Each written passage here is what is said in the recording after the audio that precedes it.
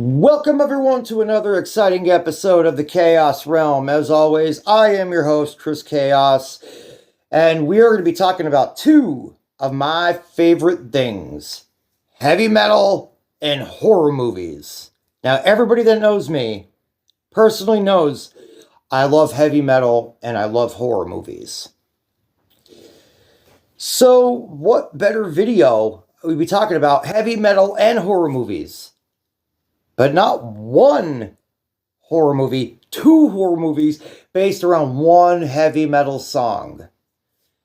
And we are going to be talking about it in this video right now.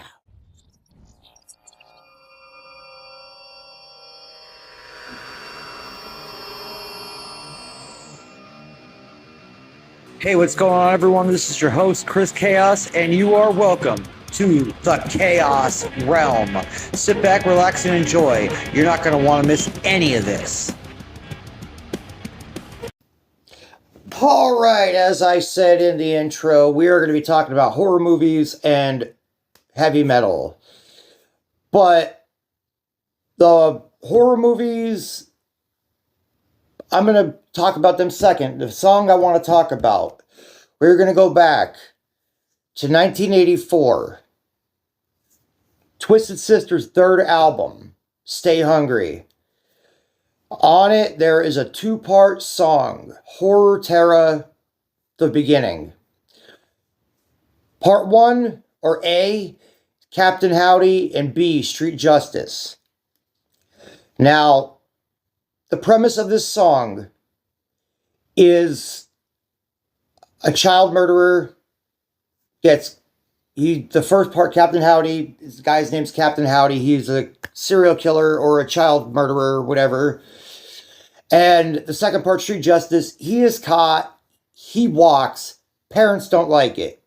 They decide to take matters in their own hands. What movie does this ring the bell of?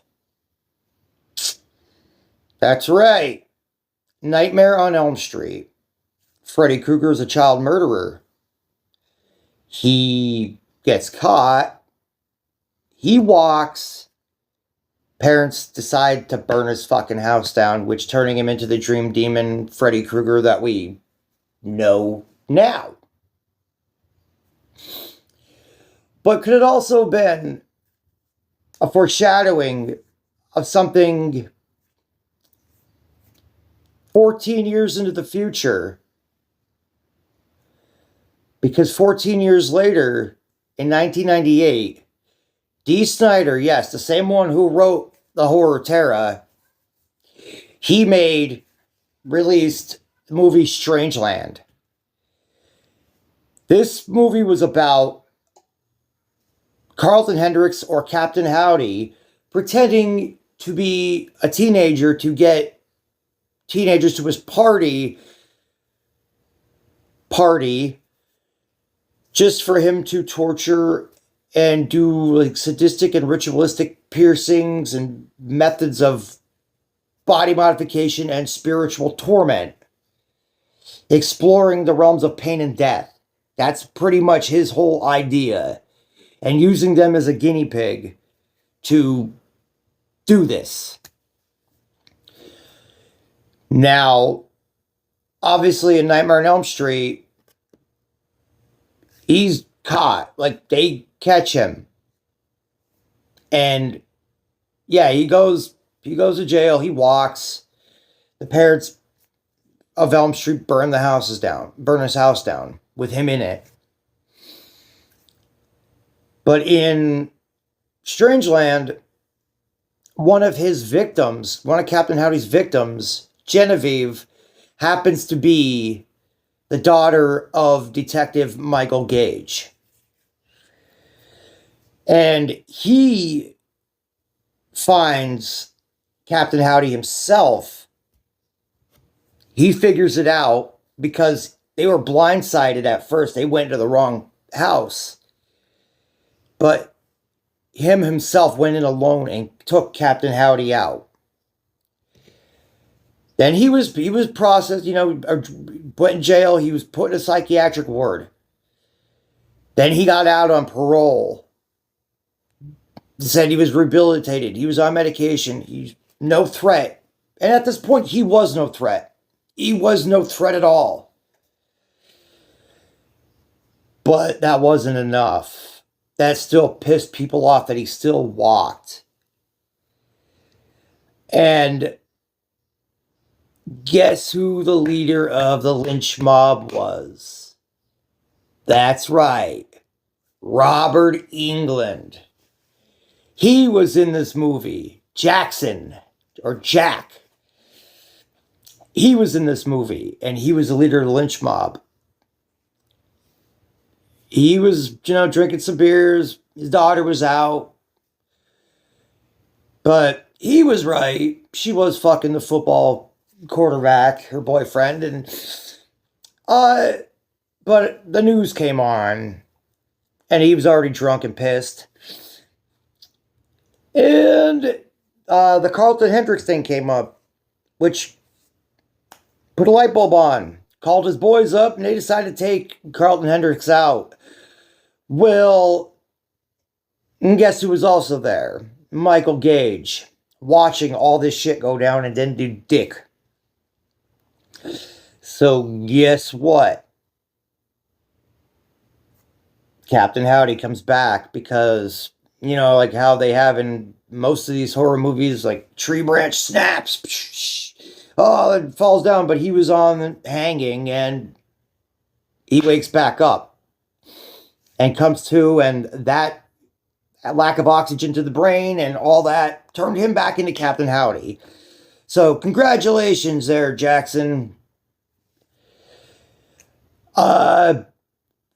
Then, if you have not seen the movie, I don't want to get too much into the movie, but it's a very good watch. It's an awesome movie. It's very underrated. It's fucking great. The whole premise of it, because that and the same thing with Nightmare on Elm Street, the reason I like them is because it's reality. It could happen. It's hard to say what, if the song inspired Nightmare on Elm Street, per se, because I know it would definitely inspired the Strangeland movie. Now, was this movie in the works for that whole time? Or just some become a coincidence where maybe Dee Snider revisited that song and was like, wow, I can make a movie out of this. Because whatever it was, it worked. It worked. The song was killer. Both songs were awesome. That whole album was great. The Nightmare on Elm Street, the first one especially, was so fucking gritty and dark and scary. And Strangeland was a really good movie in itself, too. So, we could probably dive a little bit more into this. Should we? I think so. So, let's do that. Here's the facts. Twisted Sister released Stay Hungry May 9th, 1984. It was their third album, breakthrough. That's what skyrocketed them to their success. It featured We're Not Gonna Take It, I Wanna Rock, and Captain Howdy, Street Justice. November 9th, 1984. Nightmare on Elm Street was only played in selected theaters, but internationally released November 16th, 1984. October 2nd, 1998, Strangeland was released, Dee Snider's movie, and it had both him and Robert Englund in it. Dee Snider was the antagonist, Captain Howdy. Robert Englund played Jackson. He was the leader of the lynch mob and one of the parents that were pissed off about it.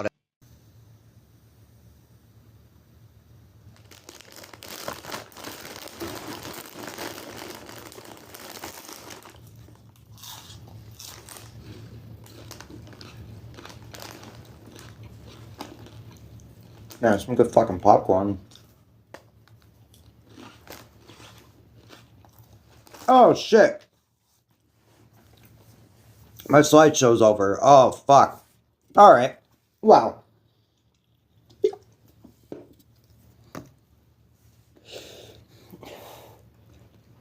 Now we got our facts out of the way. We could suspend belief to disbelief. Now, here's a popular opinion. And I'm going to correct myself, and I'm going to get into more into depth how I said earlier, being Nightmare on Elm Street could happen in real life. No, you can't die and become a dream demon and possess people, but it's believable where a neighborhood, like a person in a neighborhood, and the man, mind you, Freddy Krueger was a father himself. If you watch the entire Nightmare on Elm Street franchise and Freddy's dead, it's revealed Freddy Krueger has a daughter. Freddy Krueger has a child himself. He has a daughter. And he was still a killer, a serial killer, or child murderer, the Springwood Slasher. So, the main reason they were, I guess Wes Craven was inspired by the movie is because of the fact of nightmares that are so vivid, so intense, you actually die in your sleep. So this is pretty much what started the ball rolling for this whole Nightmare on Elm Street movie. But the fact of it being a child murderer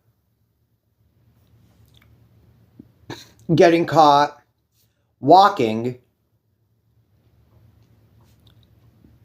and then the parents taking matters into their own hands, burning his house down. See, that could have been it. That could have been the end. But where would the movie be? There would be no movie. There would be no reason to carry it on. So they take it, where he makes a deal with the devil, as you see in Freddy's Dead 2. He makes a deal with the devil to become immortal. Because it's first off, dude's fucked in the head. Like, his mother was a nun at an asylum who was raped by 1,000 fucking people. He's the son of 100,000. He's the son of 1,000 maniacs. Because she was raped by 1,000 insane people, and Freddy Krueger was a product of that.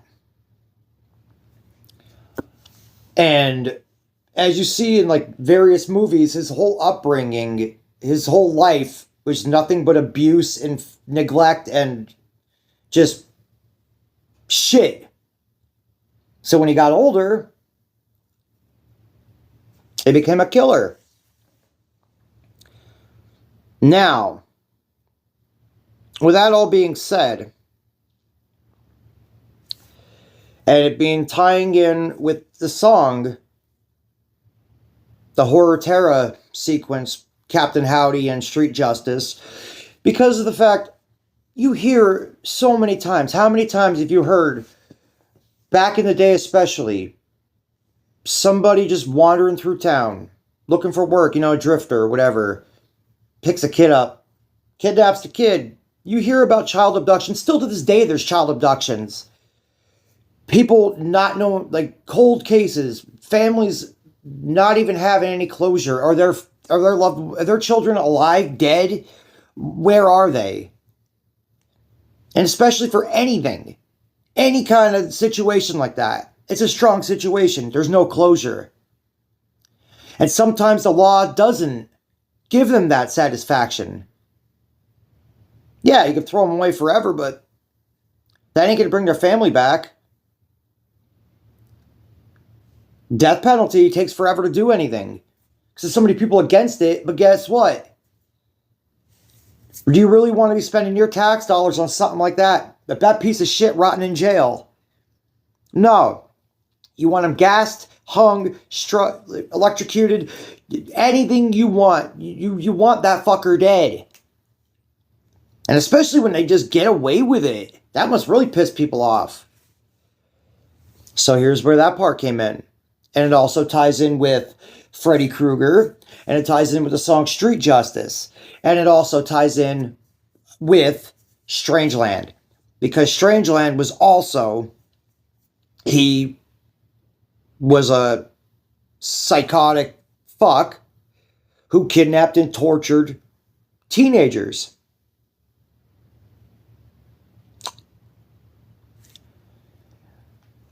And he was a cyber predator. And that shit is everywhere. And that is normal. Like not normal, but it's the norm now. Like, you know about it. How many people have pretended to be somebody else to get information off people, to get money from people? Everything. So these things are real, and this shit could happen. And you get a sick fuck out there pretending to be somebody, inviting you, you thinking, oh, he's harmless. Guess what? You're fucking dead, or you're in a cage with fucking needles and shit sticking all out of you. Because that's what he did in this movie. That's why I'm saying this shit could happen, and that's why I enjoyed those movies so much. And then, when he got caught, that wasn't enough for these people. They wanted him dead. And the law didn't see it that way. So, they took matters in their own hands. They lynched him, but he came back. And then you really don't hear too much about his life. All you briefly know is that his dad was a war veteran, a war hero in the military. His name is Carlton Hendricks. That's all you really get. That's all you really get on his backstory. So, why he's fucked? Maybe because his dad was too overbearing? He's fucking military? Who knows? But that's why he's fucked. And I guess he had like schizophrenia and shit. So, mental illness and harsh upbringing, I believe, made him fucked in the head. So they both had traumatic pasts. But the song doesn't really go into any of that. Like, the one song is strictly about Captain Howdy.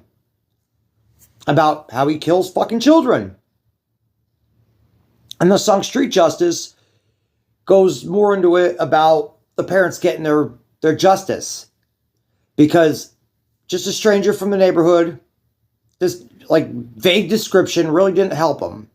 But then he was caught. Then he walked on a technicality because they didn't have enough evidence to convict him. So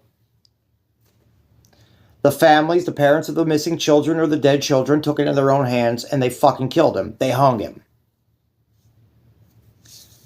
So that's why I really wanted to make this video, because like that song, those songs, and those two movies, like an entire franchise, but the beginning of it, that first Nightmare on Elm Street movie and Strangeland, they tie and they talk. There's so much in common with all of that. It's like a coincidence. Like, why? It's just weird that being months apart, Twisted Sister releases that. Then Nightmare on Elm Street comes out in November of the same year. May to November. And it's like the same premise. But then that could also have been his Dee Snider's catapult. That could have been like the original catalyst to start to Strangeland. So that could have been an idea in the works for, what, 11 years? 15, 84, 98. Yeah, about 15 years. No, 20 years, about 15, 20 years later. Correct me if I'm wrong in the comments. I'm not that good at math. Not that fucking bright. Well, I am. I'm very intelligent, but math's not a strong subject for me, so. But it's a real thinker. Like, that's why I really wanted to make this video, and the reason I did is, like, the other day, actually, when I was at work listening to it, I was jamming out at work, and then it came on Spotify. And I was like, wow, this all, like, sounds, like, familiar, like, the coincidences and all that. So I'm like, I gotta definitely make a video on this, because this is too freaky not to do a video on. It's too coincidental. It's a thinker. It is. It's a real thinker. So, if you haven't seen Strangeland yet, check it out. And I don't think you could stream it anywhere, but I'm sure there's those movie sites you can watch it. Nightmare on Elm Street, amazing. And if you really want to get in more into it, I think either Reddit has it or I can't remember the Daily Motion. Daily Motion, that's who has it. It's Freddy's Nightmares. It was a show. It was like a series they released during the Nightmare on Elm Street when it went boom, like after the third one, I think. After Nightmare on Elm Street Part 3. After that, when they started getting like the Freddy Mania and all that, they did. It was like a low budget miniseries. It was a miniseries, but the very first episode shows Freddy Krueger in his hearing at his trial, and he walked. And then it shows pretty much what happened up until that point to lead into the first movie. So like some of that shit, like if you get a chance, check it out, because like if you're a big horror fan, you're gonna love it. And the more you watch this stuff, it ties in a lot of questions from other movies and ties into more of a background, so you can fully understand the character and like the dimensions and the depths of each character. And a lot of this shit makes you think, and that's why I really enjoyed the movies. I enjoyed the song. I enjoyed all that, and I enjoyed like movies realism to it. My shit, like I like it real. Like yeah, it's cool to go away from reality, but that's the aspect of it. It's not really happening, but it could happen. And it's the believe to disbelieve kind of. I like to believe to disbelieve. And real life situations that shit could happen. But I hope y'all enjoyed the video, and if you did, comment, thumbs up, subscribe, whatever the fuck. Tell your friends about it. And till next time, stay safe, stay hard. I hope you have a good one.